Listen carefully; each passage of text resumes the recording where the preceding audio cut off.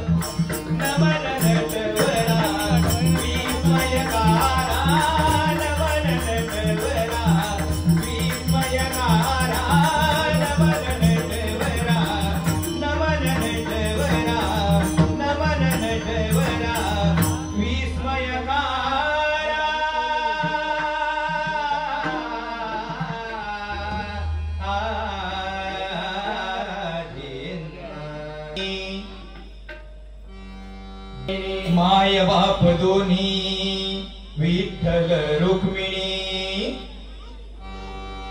माय बाप दोन्ही विठ्ठल रुक्मिणी, शरण आलो म्यात वचरणी,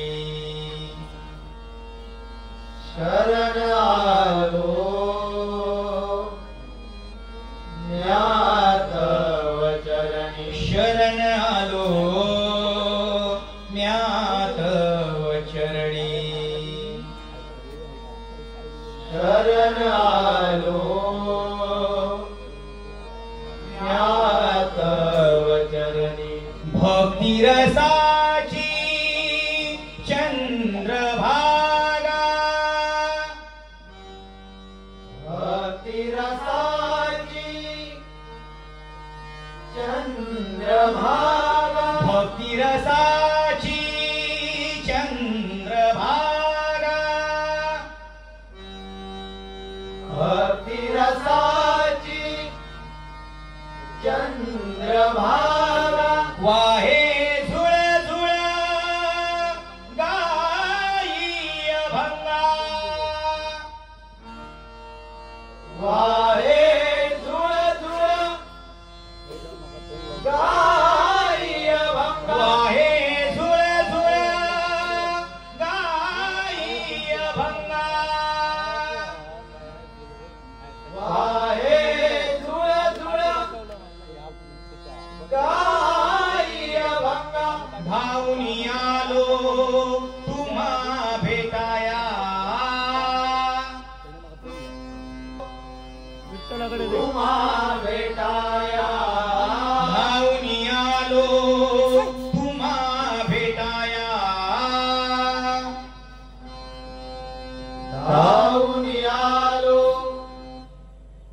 तुम्हा भेटाया, झाले दर्शन शमली काया, झाले दर्शन शमली काया,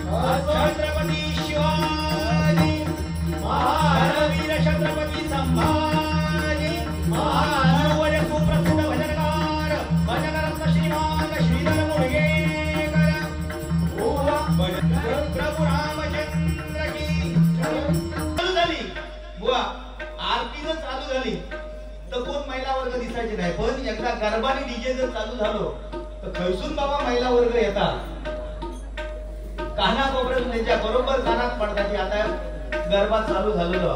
पण आरतीचे काळ जर वाजले तर महिला वर्ग कोण दिसत नाही. तसा पुरुष वर्गाचा सुद्धा तसाचा, बरोबर की नाही. आरती तुमचा कोण दिसाचा नाही. पण एकदा हळद असाने, हळद नाचाचो कार्यक्रम असाने तुटात पडतीत होय. सकाळी आंबे हळद होईपर्यंत नाचतील काय. पण प्रामाणिकपणे आज सांगतो तुम्हाला, आज आई अंबा मातेचा जागर आपण 9 दिवस करतो नाही काय. आई अंबा मातेचा जागर आपण 9 दिवस करतो. तसाच आपल्या पोटामध्ये, आपल्या उदरामध्ये जिने आपल्याला 9 महिने वाढवलं त्या आईची सुद्धा 9 दिवस नाही, आयुष्यभर सेवा करा. त्या आईला पावल्याशिवाय राहणार नाही. नाहीतर वेगवेगळ्या साड्या नेसायच्या आणि आईला नवस करायचे, रोज 9 दिवस उपवास धरायचे आणि घराकडे जाऊन सासू सासऱ्याने सुद्धा विचारायचं नाही. देवी कधीच पावायची नाही, एवढा लक्षात ठेवा. जो एक बोलतो शब्द आहे, बरोबर की नाही. आपण वेगवेगळ्या साडी नेसणार, साडी नेसण्याचा ट्रेंड जो देवी आणलेलो नाही. देवी आणलो काय ट्रेंड अजिबात नाही.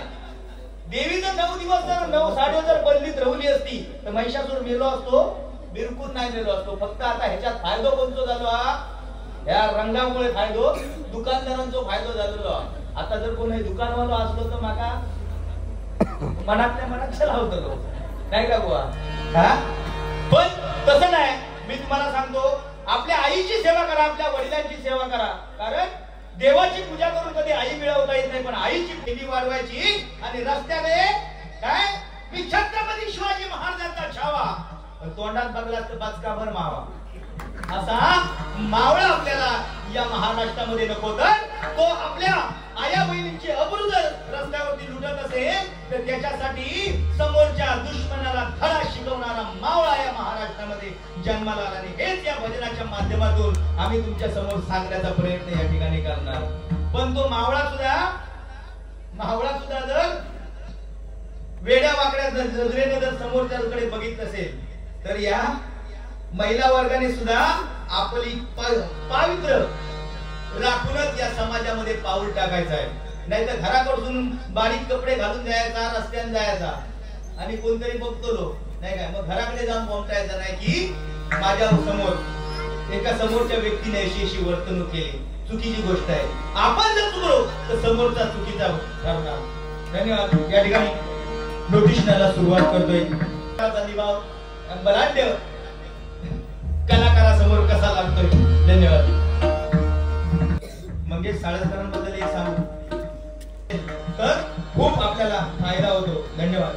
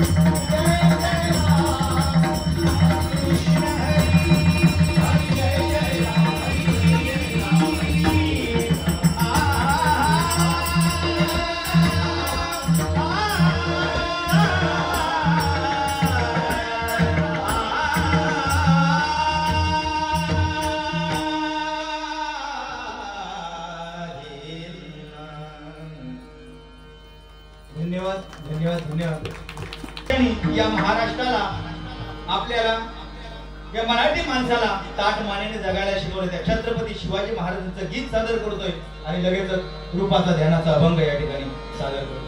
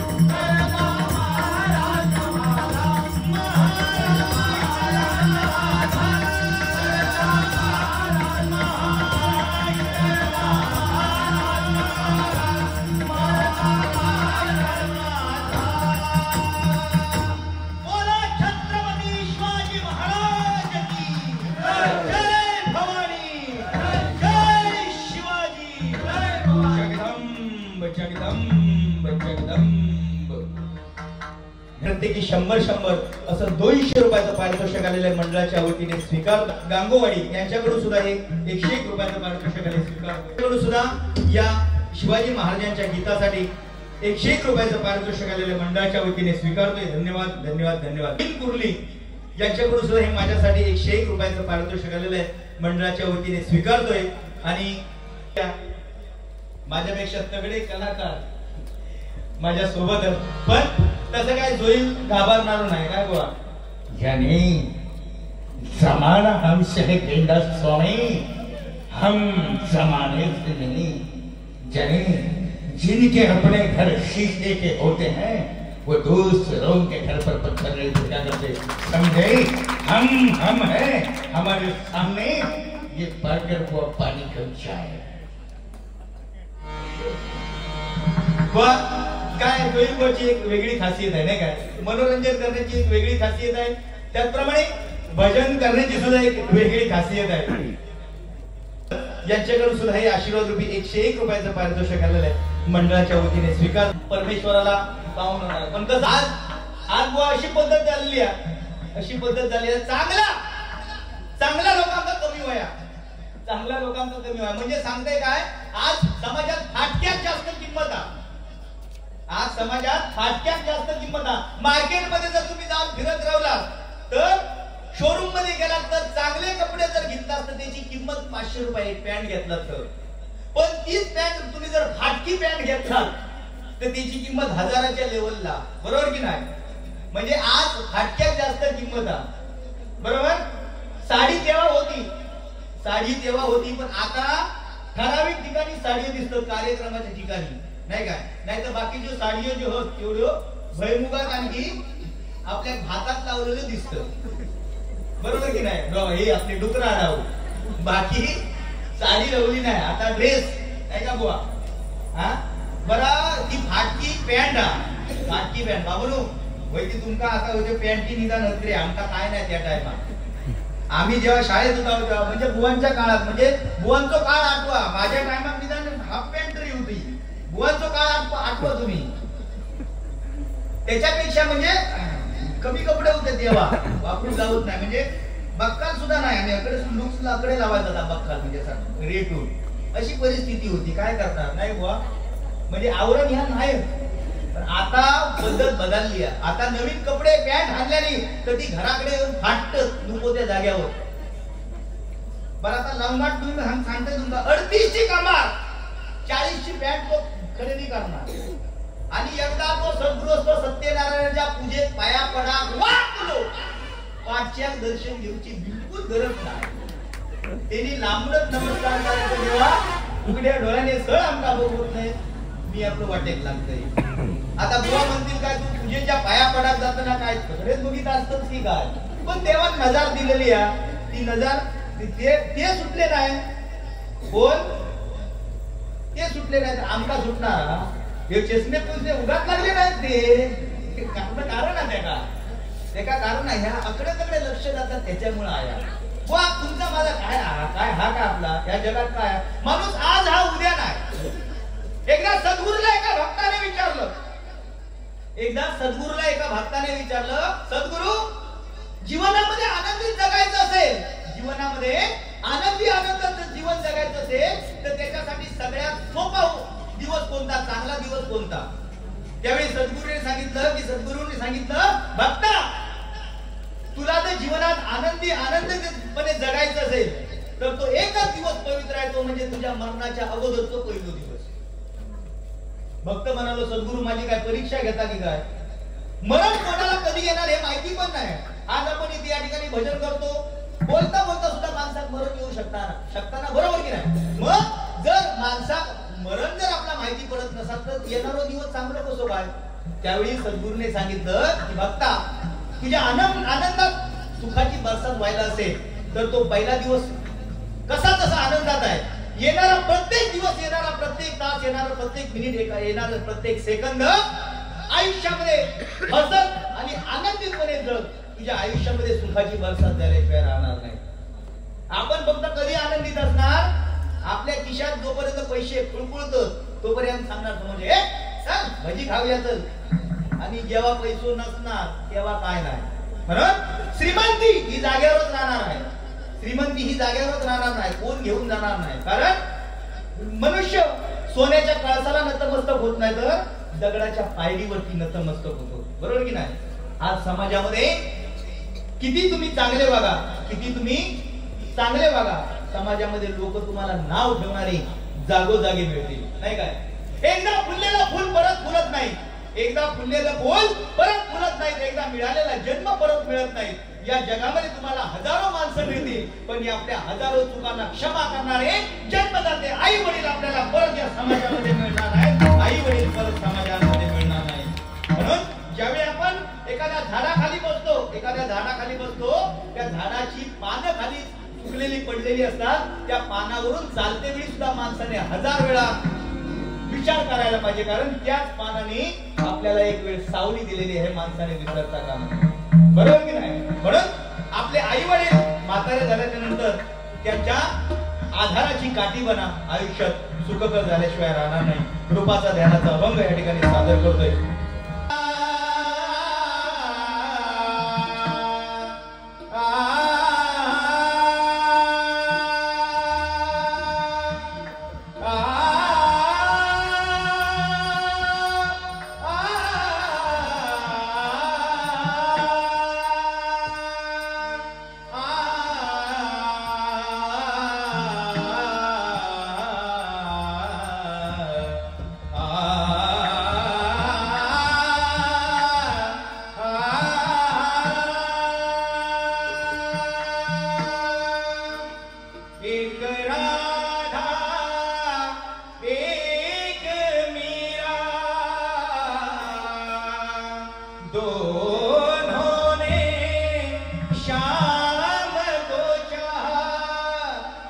अंतर क्या दोनों की चाह में भूलो, अंतर क्या दोनों की चाह में भूलो, एक प्रेम दीवानी एक दर्द दीवानी, एक प्रेम दीवानी एक दर्द दीवानी, एक प्रेम दीवानी एक दर्द दीवानी, एक राधा एक मीरा, दोनों ने श्याम को चाहा, अंतर क्या दोनों की चाह में बोलो, अंतर क्या दोनों की चाह में बोलो, एक प्रेम दीवानी एक दर्द दीवानी, एक प्रेम दीवानी एक दर्द दीवानी, एक प्रेम दीवानी एक दर्द दीवानी।